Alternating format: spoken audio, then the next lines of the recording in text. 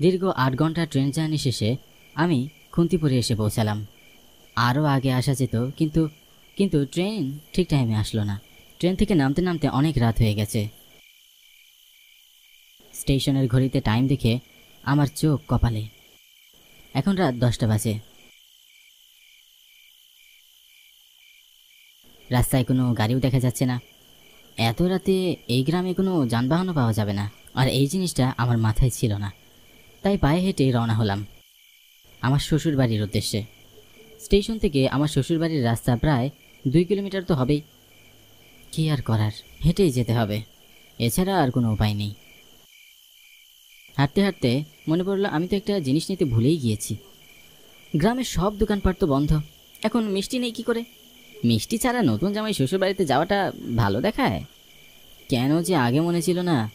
নিজের বোকামির জন্য নিজের উপরেই রাগ লাগছে।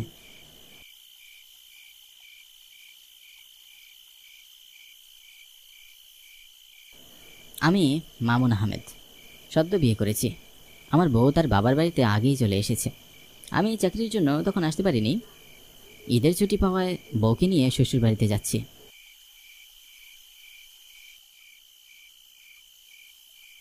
কিন্তু স্টেশন থেকে নামার পর রাস্তায় কোনো গাড়ি ঘোড়া পেলাম না।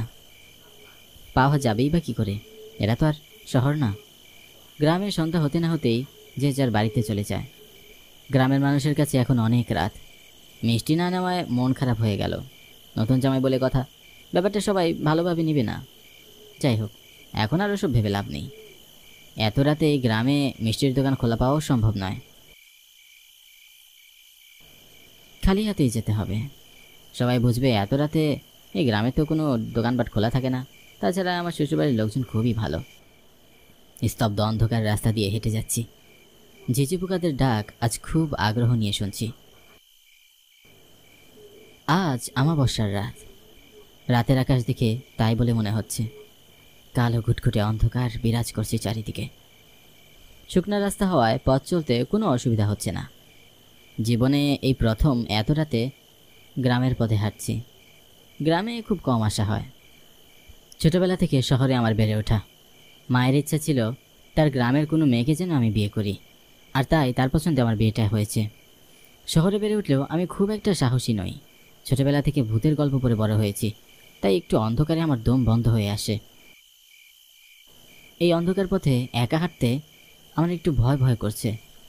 দুপাশে ঘন জঙ্গল, মাঝখানের রাস্তা ধরে আমি হাঁটছি। হঠাৎ জঙ্গলের দিকে চোখ যেতেই আমার চোখে একটা দোকান চোখে পড়ল। দোকানে মিটমিট করে আলো জ্বলছে। হ্যালো বন্ধুরা, টি-20 ওয়ার্ল্ড কাপ আকর্ষণীয় হয়ে উঠেছে। এর সাথে সাথে ইনকাম করে একটা বড় সুযোগ বেরিয়ে এসেছে। এখনকার ম্যাচগুলোতে বুদ্ধি লাগিয়ে গেম খেলে খুব সহজেই টাকা ইনকাম করা যায়। এছাড়াও এখানে রয়েছে আরও অনেক ক্যাশ প্রাইজ জেতার সুযোগ। এই অ্যাপটিতে আপনি সমস্ত লাইভ ম্যাচের রেজাল্ট দেখতে পারবেন এবং সেই ম্যাচে অনুমান করতে পারবেন, যেমন কোন টিম জিতবে, কোন টিম কত রান করবে, কে উইকেট বেশি পাবে, কে বেশি ক্যাচ ধরবে এবং কোন টিম এক্সট্রা বেশি বল করবে। আপনার অনুমান যদি সঠিক হয় তাহলে আপনি আরও 800 টাকা ফ্রি বেট করতে পারবেন। এছাড়াও এখানে রয়েছে বিভিন্ন ধরনের গেম, সেগুলিও খেলে আপনি টাকা ইনকাম করতে পারবেন। আর রেজিস্টার করার সময় আমার দেওয়া প্রোমো কোড গল্প ব্যবহার করলে প্রথমবার ডিপোজিটে 12,000 টাকা পর্যন্ত পেয়ে যাবেন। আপনি সহজেই বিকাশ, ব্যাংক এবং অন্যান্য সহজ পদ্ধতির মাধ্যমে আপনার জেতা টাকা তুলতে পারবেন। এখানে আপনি 24/7 কাস্টমার সাপোর্ট পাবেন।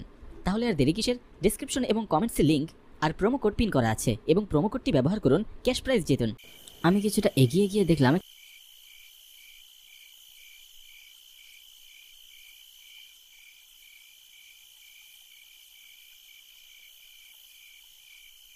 মিষ্টির দোকান। এত রাতে এই জঙ্গলে মিষ্টির দোকান? অবাক লাগলো। যেখানে এত রাতে আমি কোনো গাড়ি পাইনি, কোনো দোকানপাট খোলা পাইনি, সেখানে এই নির্জন জায়গায় মিষ্টির দোকান। ব্যাপারটা আমার একদমই ভালো ঠেকছে না। দোকানের ভিতর চোখ দিতেই আমার চোখ ছানা ভরা হয়ে গেল। হরেক রকমের মিষ্টির দোকান, হরেক রকমের মিষ্টি দেখে আমার মনটা খুশি হয়ে গেল। যাক, এখন আর শ্বশুরবাড়িতে খালি হাতে যেতে হবে না। কিন্তু দোকানে তো কোনো মানুষ দেখতে পাচ্ছি না। কেউ আছেন? ভাই, মিষ্টি লাগবে ভাই আমার।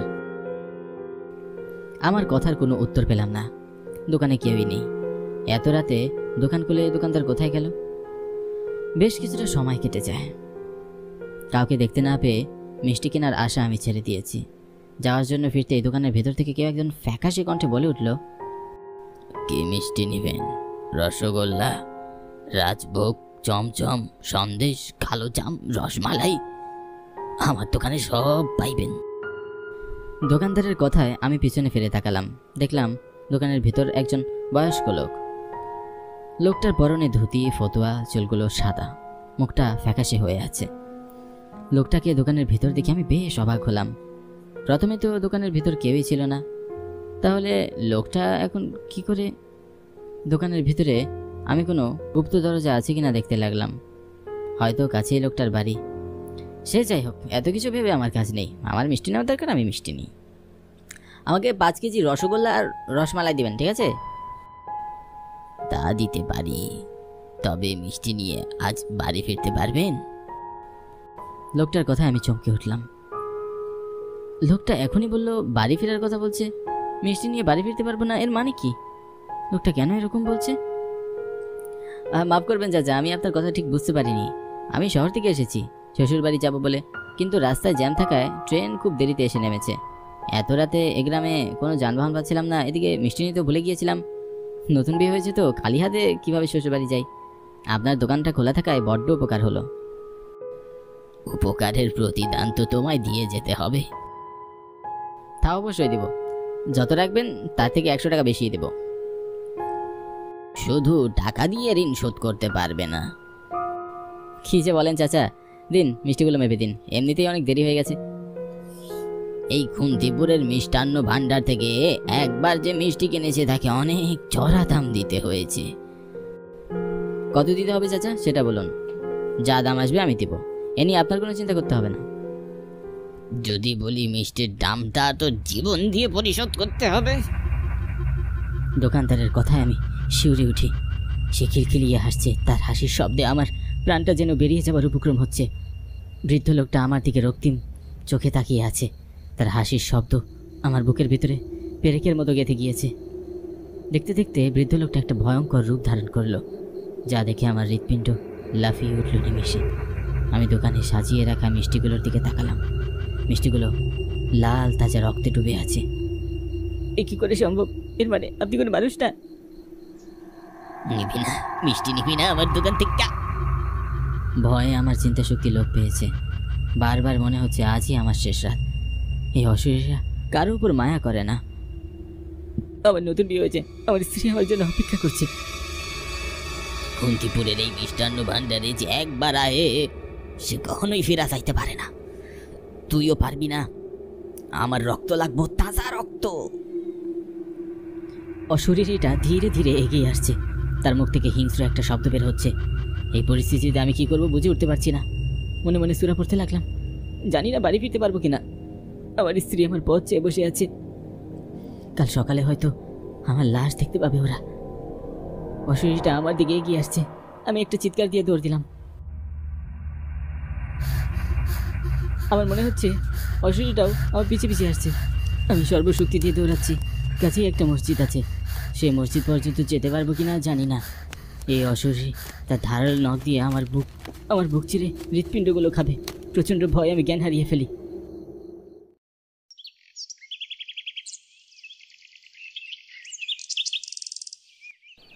সূর্যের আলো চোখে পড়তেই আমার জ্ঞান ফিরে এলো। চোখ মেলে আমার মুখের উপর একজন লোক আমার দিকে ঝুঁকে আছে। আমি প্রচণ্ড ভয়ে চমকে উঠলাম।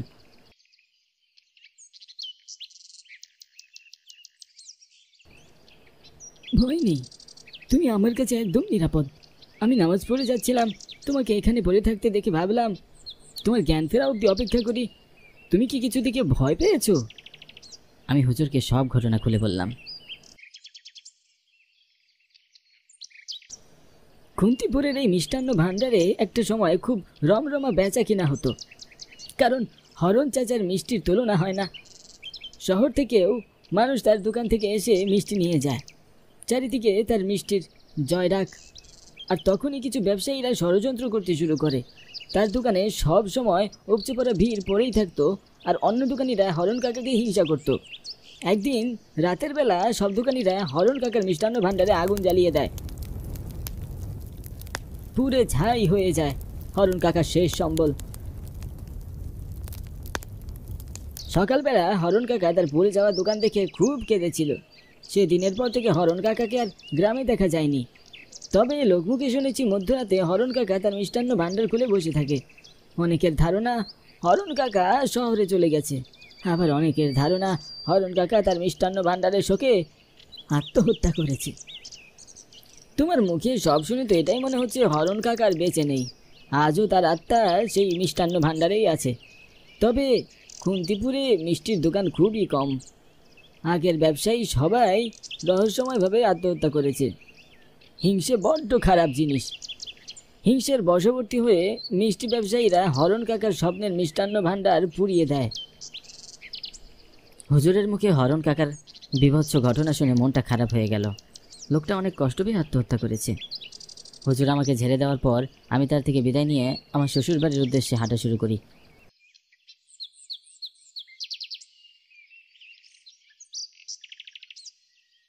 সকলে আমার জন্য অপেক্ষায় আছে, অনেক চিন্তাও করছে আমাকে নিয়ে। এই খুন্তিপুরে এসে এমন একটা ভৌতিক ঘটনা আমার সাথে ঘটে যাবে আমি কখনো কল্পনাও করিনি। আমার জীবনে ঘটে যাওয়া ভৌতিক এই অভিজ্ঞতা সকলকে খুলে বলব। আষাঢ়ের এক সন্ধ্যায় গ্রামের টং দোকানে বসে চা খাচ্ছিলাম। এই মুষলধারা বৃষ্টির মধ্যে 2 দিন যাবৎ বাসা থেকে বের হতে পারছিলাম না। আজ বিকেলে বৃষ্টিটা কিছুটা কমেছে, তাই বের হলাম ভোলা মামার দোকানের চা খেতে। কিন্তু আবারও অঝোরে বৃষ্টি ঝরতে শুরু করলো। সন্ধ্যা গড়িয়ে চারদিকে অন্ধকার নেমে আসছে, কিন্তু বৃষ্টি কিছুতেই থামছে না। বৃষ্টির কারণে চারদিক নিঝুম হয়ে আছে, রাস্তাঘাটে কোনো মানুষও দেখা যাচ্ছে না। যেভাবে বৃষ্টি শুরু হয়েছে মনে হয় না আজকে আর কোনো কাস্টমার আসবে। বাড়িতে যে কেমনে যাব, বৃষ্টিটাও তো আর থামছে না। এদিকে আমারও বাড়ি যাওয়া দরকার, কিন্তু বৃষ্টির কারণে তো বেরই হতে পারছি না। এইবার যে বৃষ্টি পড়তেছে, এবারের মতো বৃষ্টি গত 10 বছরেও দেখি নাই। আচ্ছা মামা, আপনার কাছে কি কোনো লাইট বা হেরিকেন হবে? আমি তো ওই পিছনের গ্রামে থাকি, একটা লাইট বা হেরিকেন হলে যেতে সুবিধা হতো। আমার কাছে তো কোনো বাড়তি হেরিকেন নাই। আপনি বরং আমার দোকানের হেরিকেনটাই নিয়ে যান। আমি আজ বাসায় যাব না, দোকানেই শুয়ে থাকবো।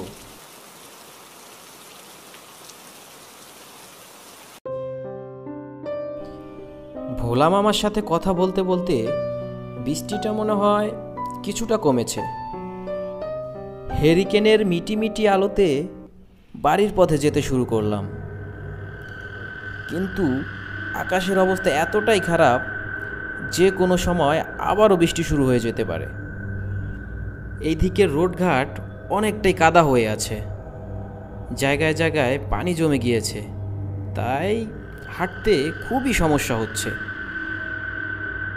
অর্ধেক পথ যেতে না যেতেই আবারও বৃষ্টি শুরু হয়ে গেল। বৃষ্টির থেকে বাঁচার জন্য একটি বড় গাছের নিচে এসে দাঁড়ালাম। বেশ কিছুক্ষণ দাঁড়িয়ে থাকার পর অনেকটাই ভিজে গিয়েছি। মনে হচ্ছে না এই বৃষ্টি সহজে থামবে। একটু কি সামনে গিয়ে দেখব কোনো ঘরবাড়ি খুঁজে পাই কিনা। বেশ কিছুক্ষণ আগাতেই চোখে পড়ল সালাম মিয়ার বাড়িটি। মনে হয় না এখন আর এই বাড়িতে কেউ থাকে। সালাম মিয়া মারা যাওয়ার পর থেকেই এই বাড়িটি পরিত্যক্ত অবস্থায় পড়ে আছে। সালাম মিয়া ছিল এই গ্রামের একজন বিশিষ্ট ভদ্রলোক। শুনেছিলাম তিনি নাকি দুরারোগে আক্রান্ত হয়েছিল, সারা শরীর ঝলসে গিয়েছিল। ছেলেদের অবহেলা ও চিকিৎসার অভাবে তিনি এই বাড়িতেই ধুকে ধুকে মারা যান। তখন থেকেই এই বাড়িটি পরিত্যক্ত অবস্থায় পড়ে আছে। বৃষ্টির কারণে বাধ্য হয়েই এই বাড়িতে আসা, তা না হলে এই পরিত্যক্ত বাড়িতে কে আসে। চারদিকে নির্জন পরিবেশ ও ঠান্ডা আবহাওয়ার কারণে কখন যে ঘুম চলে এসেছিল বুঝতেই পারিনি। হঠাৎ পাশে তাকাতেই দেখি ঘরের এক কোণে কে যেন চাদর মুড়ি দিয়ে বসে আছে। আমি একটু ঘাবড়ে গেলাম এবং ভয়ে ভয়ে তাকে জিজ্ঞেস করলাম, কে আপনি? এখানে কি করছেন? আমারও তুমি জানবা না, আমি ওই দক্ষিণ পাড়ার হক বিল্লালের শ্বশুর। বিল্লাল আমার মাইয়া জামাই। আমি এই পথ দিয়েই যাচ্ছিলাম, বৃষ্টির কারণে এইখানে আশ্রয় নিয়ে আসি। তুমি কি বাবা এই গ্রামেই থাকো?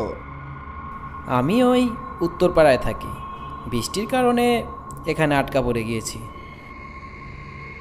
বাড়িটা দেখে মনে হচ্ছে এইখানে অনেকদিন যাবৎ কেউ থাকে না।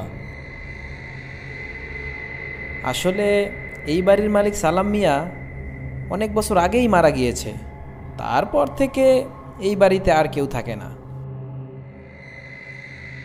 ও সালাম মিয়া, যে কিনা দুরারোগে মারা গিয়েছিল? আপনি কিভাবে জানলেন সে দুরারোগে মারা গিয়েছে? আমি সবই জানি, কিন্তু আমার বিষয়ে তেমন কেউ কিছু জানে না। বৃদ্ধর কথাগুলো খুবই অদ্ভুত মনে হলো, কিছুটা ভয় ভয়ও লাগছে। হঠাৎ দেখি মৃত সালাম মিয়া কোথা থেকে যেন আমাদের সামনে এসে দাঁড়ালো এবং আমার পাশে দাঁড়িয়ে থাকা বৃদ্ধ লোকটির সাথে কথা বলছে। কিরে শালা বিশু, তুই এখানে কি করিস? তোর বাসার মধ্যে তাজা মানুষের গন্ধ পেয়ে আর তো না এসে থাকতে পারলাম না। ওদের কথা শুনে আমি খুবই ঘাবড়ে গেলাম। কি হচ্ছে এসব? আমি কি করব কিছুই বুঝতে পারছি না। তাড়াহুড়া করে দরজার দিকে ছুটতে শুরু করলাম। দরজাটাও বন্ধ করা।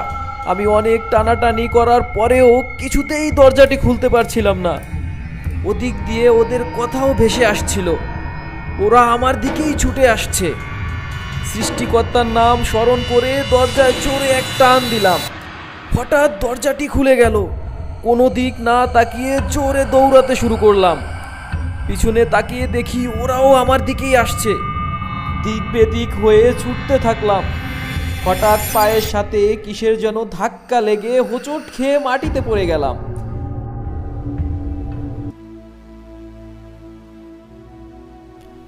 পরদিন সকালে জ্ঞান ফিরতেই দেখি আমি জঙ্গলের মধ্যে পড়ে আছি। পরবর্তীতে সালাম মিয়ার বিষয়ে ভালোভাবে খোঁজখবর নিয়ে জানতে পারি তার মৃত্যু এতটাই মর্মান্তিক ছিল যে তার মৃত্যুর পরেও তার আত্মা নাকি এখনও ওই বাড়ির আশেপাশেই ঘোরাফেরা করে। তারপর থেকে কখনোই আমি ওই রাস্তা দিয়ে আর যাতায়াত করিনি। আমাদের গল্পটি যদি ভালো লেগে থাকে তাহলে লাইক, কমেন্ট ও শেয়ার করবেন আপনাদের বন্ধুদের কাছে।